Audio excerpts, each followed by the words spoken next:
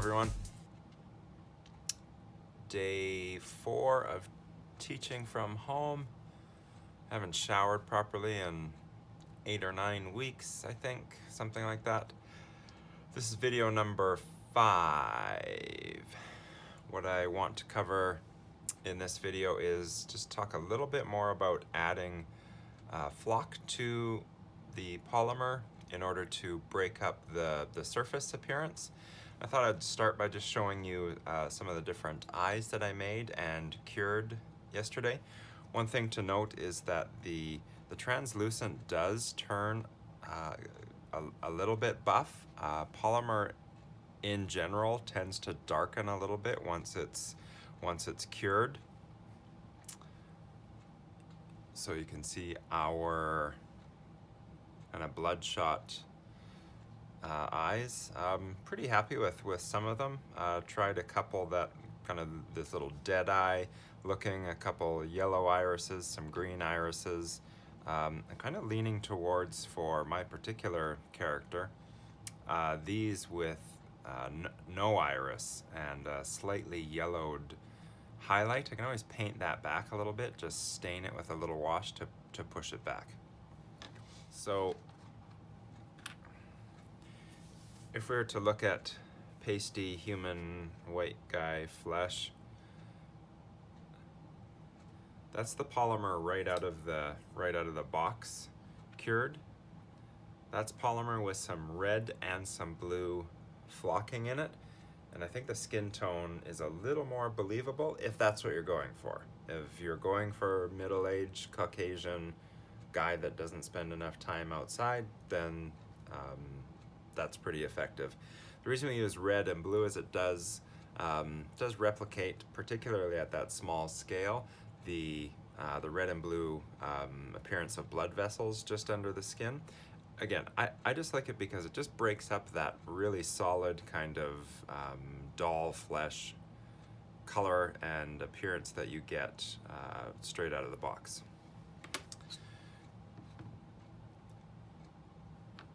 As we discovered yesterday, it really doesn't take much to influence your pigments. So again, standard for kind of Caucasian flesh would be some red and some blue, and you can put them on at the same time and try to not go overboard on the first one, on the first bit.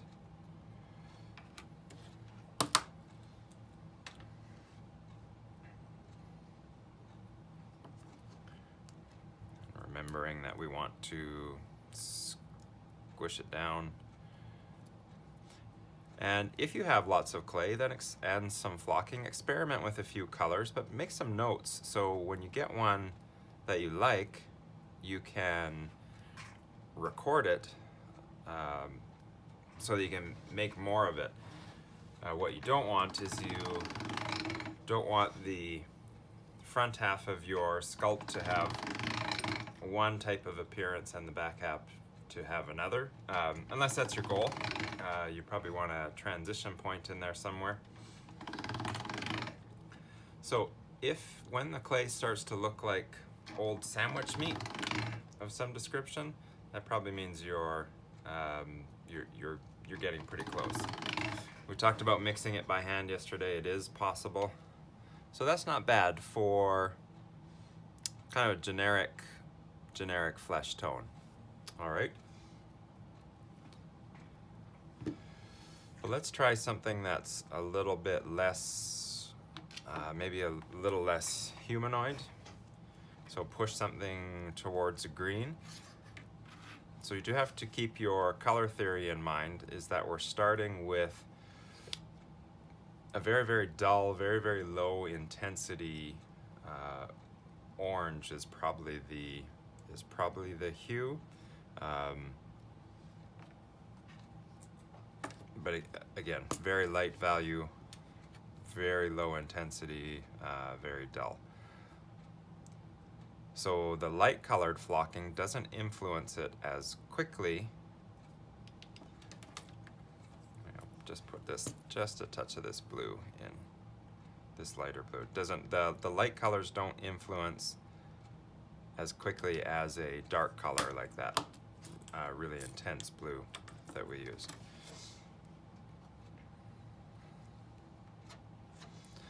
At the risk of repeating myself, if you don't have any access to flocking, don't worry about it. Just make it with pure Sculpey, and we can do some things with some paint. And there's also nothing wrong with just baking the Sculpey right out of the box. And probably hard to see from the camera, but it has moved it towards green. So let's just add a little bit more.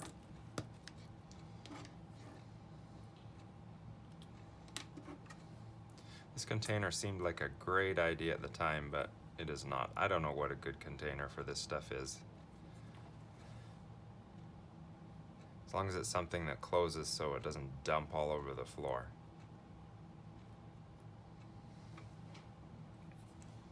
That looks like a horrible sandwich that we're cooking up here. And let me just try just a little bit of this more intense blue. See what that does. Again, you probably have to experiment a little bit depending on what you're after. You don't have to mix colors. You can just make red like we did yesterday. You can just do blue. You could do quite a bit and push it pretty far blue for more of an alien flesh. That might be the direction that I go with this particular character.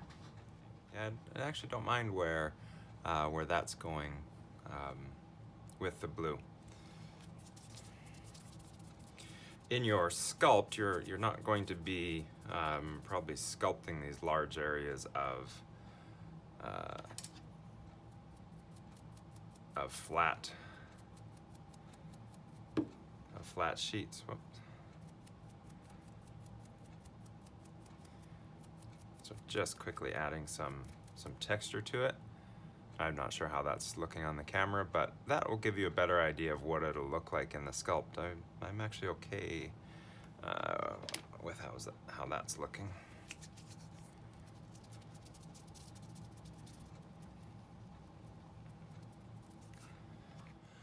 But again, it's a little more accurate than just seeing it on a flat sheet. So let's just do one more.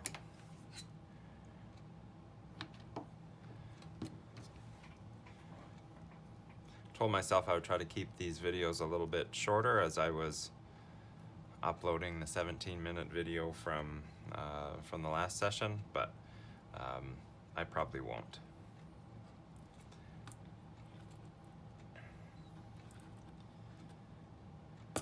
Let's just go all blue and quite a bit.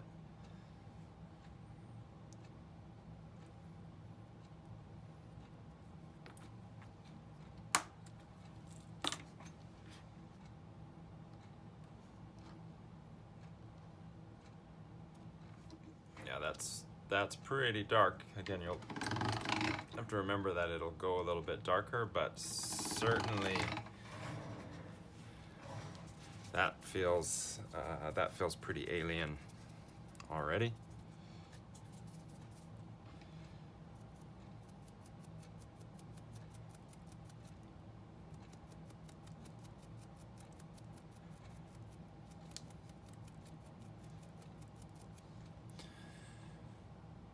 Yeah, that's kind of cool too. So, I'll have to think about what direction I want to go. As I mentioned earlier, when you figure that out, as you're experimenting, take some notes so you can replicate things later. So I'm getting totally carried away here and have completely forgot what the demo was supposed to be about.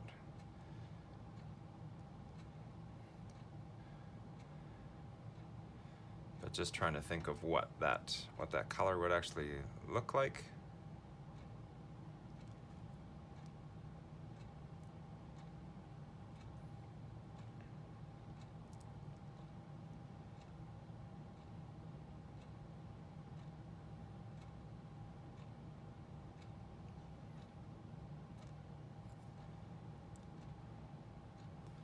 Yeah, not bad.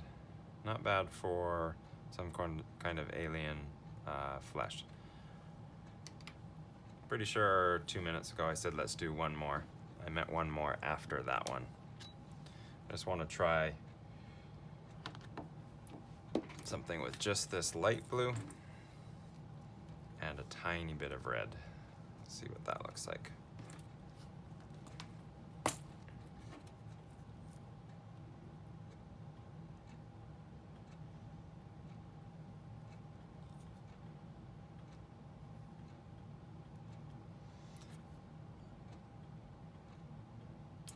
Something I didn't mention yesterday when I say yesterday, I mean previous videos. You don't actually care what day I made them on. The video where we had talked about curing either with the boiling water or with the oven. If you're someone young that is, your school's canceled and so you're stayed home and you found your way to this page, please do not use the stove or the oven without somebody responsible to supervise you. Goes for you too, Josiah. So that light blue takes a lot more to influence the color.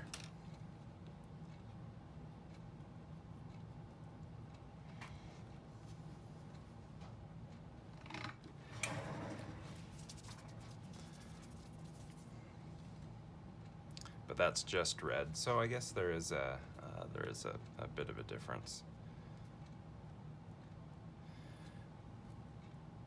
And don't mind that either. Just put a dead eyeball in it.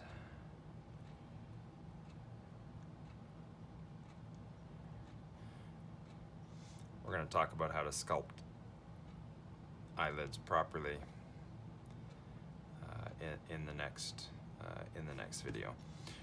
So that is why I like to use flocking. Again, just breaks up the surface a little bit, makes it a little more believable.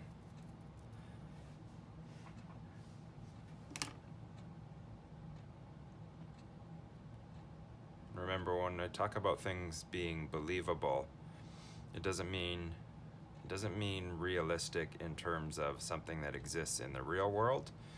Believable in the sense that we believe it could exist in some universe, even if it's not our current universe. You want to be. So that's it for this video. We'll carry on with sculpting on the main sculpt. We'll block in some of the major features. We'll set the eyes and carry on from there.